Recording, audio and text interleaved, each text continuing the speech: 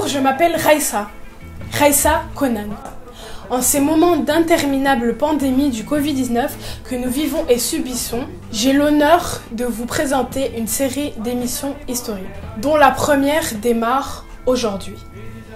Dans ces premières historiques, mon équipe et moi avons décidé de mettre les femmes à l'honneur. Ces grandes dames qui ont marqué l'histoire de l'Afrique. Je vous donne déjà un aperçu des émissions à venir.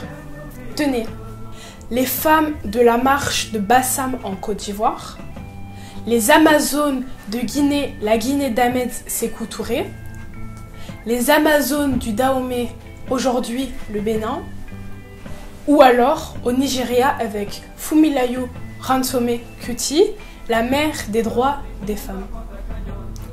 Mais aujourd'hui, nous allons partir dans une ancienne colonie portugaise, le Cap-Vert et la Guinée-Bissau.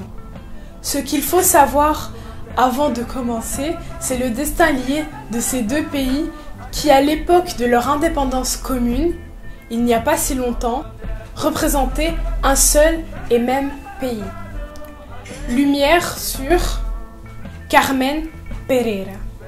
Elle fut la première femme présidente en Afrique et l'unique présidente de l'histoire de son pays, la Guinée-Bissau. Carmen était la fille d'un des rares avocats que comptait la Guinée. Indignée par la politique raciale que livre le Portugal dans le pays, elle et son mari s'engagèrent en 1962 dans la guerre d'indépendance menée par le PAIGC, Parti africain pour l'indépendance de la Guinée et du Cap-Vert. Ses implications dans le parti au départ étaient d'ordre analytique et organisationnel. Mais au fur et à mesure que la lutte prenait de l'ampleur, le statut de Carmen changeait également. C'est ainsi qu'elle s'est retrouvée très rapidement sur le terrain, arme à la main. Carmen sera à la tête d'un groupe de femmes combattant pour la libération. Sa fonction de chef dépasse les frontières de son pays quand elle se voit nommée leader et déléguée dans l'organisation panafricaine des femmes en Algérie. Organisation qui était présente dans plusieurs pays en Afrique. Son influence était tellement grande qu'elle s'est retrouvée érigée au même niveau d'importance que Amilcar Cabral et ses compatriotes Titina Silla et Francisca Pereira.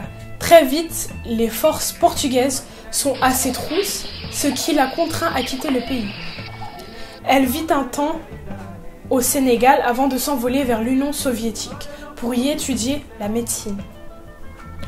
À son retour, elle reprit les armes auprès du PAIGC jusqu'à l'indépendance du pays en 1973.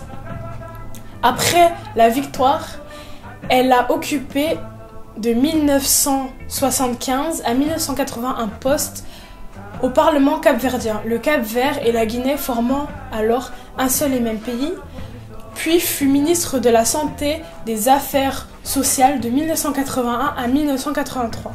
En 1984, Carmen Pereira accède à la présidence de l'Assemblée nationale avant d'être élue. Bien que cela ait duré très peu de temps, elle fut la première femme chef d'État du continent africain.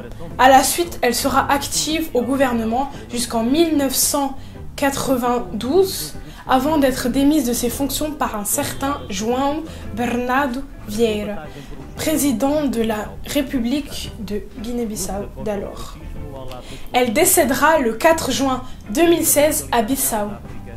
Merci de nous avoir accordé de votre temps. Au revoir et à très bientôt.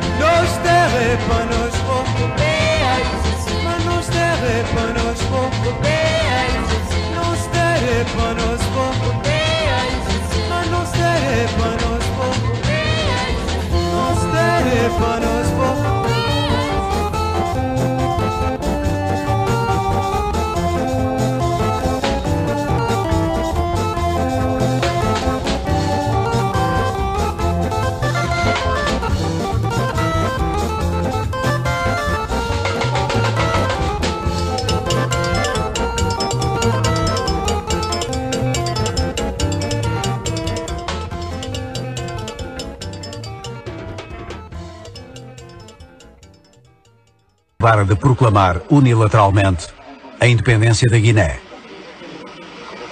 Depois deste texto ter sido aprovado por unanimidade, a primeira Assembleia Nacional da nossa história, exprimindo a vontade soberana do nosso povo, proclama solenemente o Estado da Guiné-Bissau.